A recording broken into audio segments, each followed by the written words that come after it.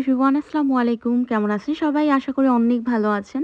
আজকে একটা শাড়ির ফটোশ্যুট আছে। এই যে এই শাড়িটা আর এই শালটার।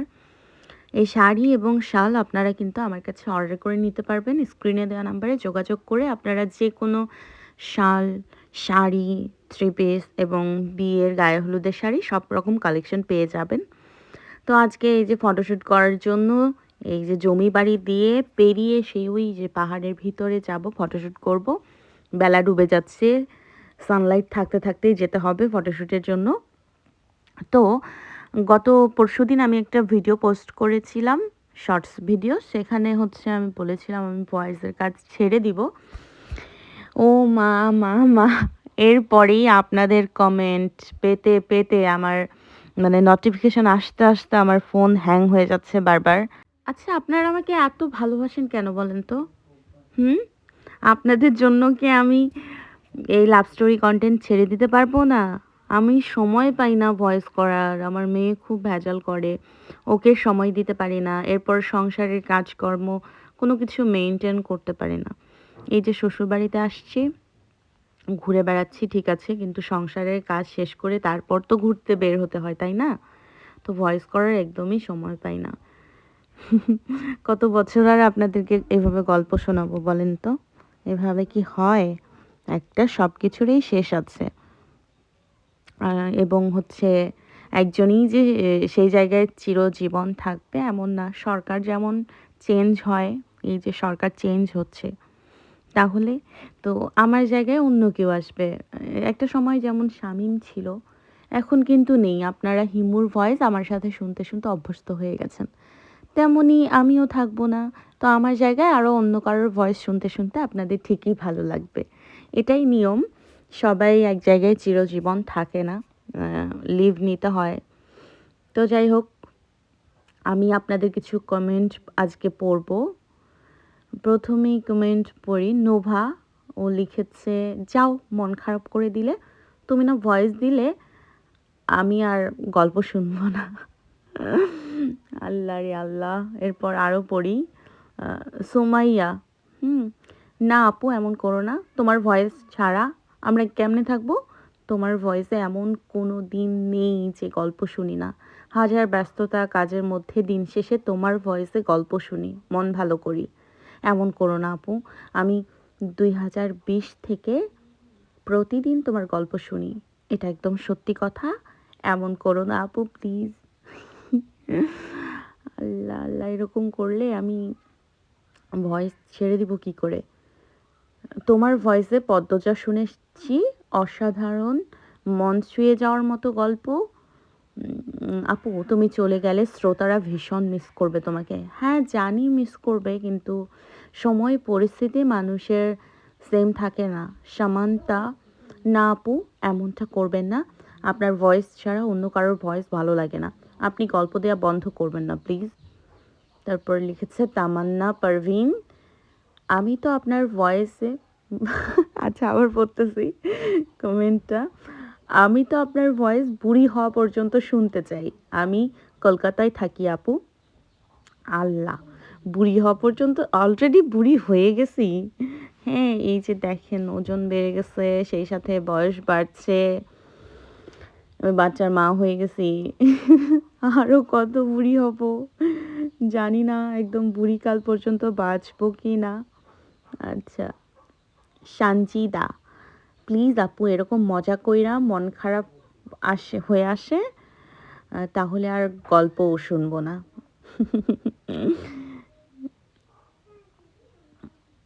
উজ্জ্বল মিয়া লিখেছে, না আপু এমন করো না, আমি প্রথম তোমার ভয়েসেই উপন্যাস পড়েছি, এখন তুমি চলে গেলে আর উপন্যাস পড়া হবে না আপু। কেন পড়া হবে না? আমার জায়গায় অন্য কেউ চলে আসবে, এটা ব্যাপার না, শুনতে শুনতে অভ্যস্ত হয়ে যাবে। হ্যাঁ, কারোর জন্য পৃথিবী থেমে থাকে না, পৃথিবীর কোনো মানুষই থেমে থাকে না, কারোর জন্যই না। পৃথিবীর মানুষ আমরা আসলে অভ্যাসের দাস। অভ্যাস, আমরা যেটার অভ্যাস করব সেটাই হবে। আপনারা আমার ভয়েস হয়তো শুনতে শুনতে অভ্যস্ত হয়ে গেছেন, এজন্য হঠাৎ করে আপনাদের খারাপ লাগতেই পারে, কিন্তু সত্যি সত্যিই যখন একটা সময় আমি চলে যাব, তখন দেখবেন অন্যজনের ভয়েস ঠিকই শুনবেন এবং ভালো লাগবে। আপনি ভয়েস না দিলে আর গল্প শুনবো না, কি কথা। আচ্ছা, একটা ইন্টারেস্টিং নাম, চকোলেট কুইন। না প্লিজ কখনো আমাদের ছেড়ে যেও না। হুম, সময় পরিস্থিতি ধরে রাখা যায় না। আমাকে সবাই ছেড়ে দাও, আমি চলে যেতে চাই। তারপর আরও পড়বো কমেন্ট।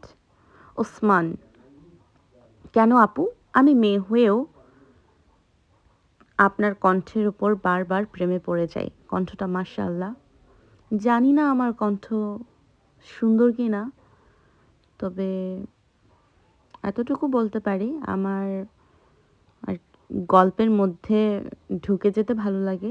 গল্প পড়তে পড়তে একদম মেইন ক্যারেক্টারে চলে যেতে ভালো লাগে। যদিও আমি এখন সময়ের জন্য পারি না, খুব তাড়াতাড়ি আমার রেকর্ডিংয়ের কাজ শেষ করতে হয়। কিন্তু যখন কিনা আমি 18, 19, 20, 21, 22 সালের ওদিকে ভয়েস করতাম এবং 23 সাল পর্যন্ত, তখন আমি একদম গল্পের ভিতরে চলে যেতাম। তখন সংসারের অত প্যারা ছিল না, বেবি ছিল না। তখন গল্পগুলো খুব মন দিয়ে পড়তে পারতাম। কিন্তু এখন আসলে হয় না।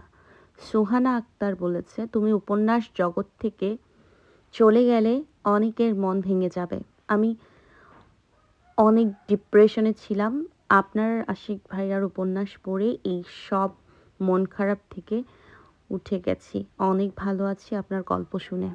এটা আমার জন্য অনেক বড় একটা পাওয়া। ভালোবাসা অবিরাম সবাইকেই। এমডি মাহফুজ বলেছেন, গল্প ছেড়ে যেতে হবে কেন? আপনার কথাগুলো ভীষণ ভীষণ সুন্দর। আমি পছন্দ করি আপনার গল্পগুলো। খুব মিষ্টি লাগে। আপনি দেখতেও মাশাআল্লাহ। আলহামদুলিল্লাহ। গল্পে থেকে যান। না প্লিজ, প্লিজ, প্লিজ। এভাবে পিছু ডাকতে হয় না, ছেড়ে দিতে হয়। যে চলে যেতে চায় তাকে ছেড়ে দিতে হয়। ইমন লিখেছে, আপনাকে আমার অনেক ভালো লাগে আপু। Thank you. আপু আপনার গল্প শুনতে অনেক ভালো লাগে। Thank you. তুমি চলে গেলে গল্প শোনা হবে না আর। কেন শোনা হবে না? নতুন আরও অনেকজন আছে, তাদের গল্প শুনবেন এবং আরও আসবে। আমি মনে করি আমি না থাকলে আমার মতোই সেম একজন আসবে আপনাদের মাঝে। আচ্ছা, বৃষ্টি আক্তার বলেছে, ভীষণভাবে গল্প উপন্যাসে আসক্ত হয়ে গেছি, কিন্তু তুমি যেদিন থেকে ভয়েস ছেড়ে দেবে ওই দিন থেকে ভয়েসে গল্প শোনা ছেড়ে দিব, উপন্যাসের বই পড়ব। একদম একদম। হ্যাঁ। আমরা তো মরেই যাব, নয়তো পাগল হয়ে যাব। তোমাদের গল্প শুনে সুখে থাকি, মনে শান্তি পাই, কষ্ট থেকে মুক্তি পাই। কি পাগল! আমি একটা সময় ভাবতাম, আচ্ছা আমি যে এসব গল্প বলি, কোন পাগলরা আমার এসব গল্প শোনে? হ্যাঁ? কোন পাগলরা শোনে? এদেরকে খেয়ে দেয়ে কোনো কাজ নেই? এত এত যে ভিউ হয়, এগুলো কারা শোনে আসলে?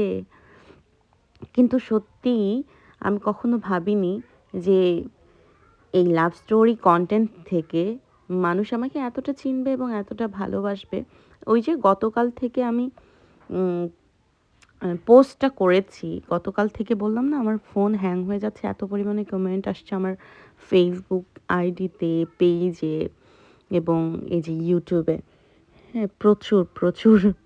কি বলবো, আমি কখনো ভাবতেও পারিনি আমাকে এত মানুষ ভালোবাসবে। এবং আমি এই লাভ স্টোরি কনটেন্টে যতদিন ধরে আছি, কখনো নেগেটিভিটির শিকার হইনি ওইভাবে। হ্যাঁ, জানি সবার আমাকে ভালো লাগবে না, সবার আমার কণ্ঠ ভালো লাগবে না, সবার আমার কণ্ঠে গল্প শুনতে ভালো লাগবে না। একেকজনার ভালো লাগা একেক রকম। কিন্তু তারপরেও কখনো খুব বাজেভাবে আমি নেগেটিভিটির শিকার হইনি। যদিও হয়েছিলাম, কিন্তু সেগুলো থেকে আমার এই ভালোবাসার মানুষগুলো আমাকে সবসময় অনুপ্রেরণা দিয়েছে এবং আমাকে খুব, খুব মোটিভেট করেছে। জানি না আমি কতদিন আপনাদের মাঝে থাকতে পারবো, তবে খুব বেশি দিন হয়তো না, সত্যিই। কারণ আমারও একটু অবসরে যাওয়া উচিত। একটু সংসার ধর্ম এসব নিয়ে ব্যস্ত থাকা উচিত। অনেক তো হলো জীবনে, অনেক গল্প আপনাদেরকে শোনালাম। গল্প আসলে গল্প এবং উপন্যাসগুলো কল্পনাতেই সুন্দর, বাস্তব জীবনে এমন হয় না। তো আজকে আপনাদের কমেন্টগুলো পড়ে ভালোই লাগলো, যদিও আমি সবার কমেন্ট পড়তে পারিনি। হিউজ পরিমাণে কমেন্ট এসেছে, সবার কমেন্ট তো আর পড়া সম্ভব না। তবে যেটুকু পেরেছি পড়েছি। নেক্সট টাইম ইনশাল্লাহ আর কোনো ভিডিওতে আবার পড়ব। আজকের ভিডিওটা এই পর্যন্তই।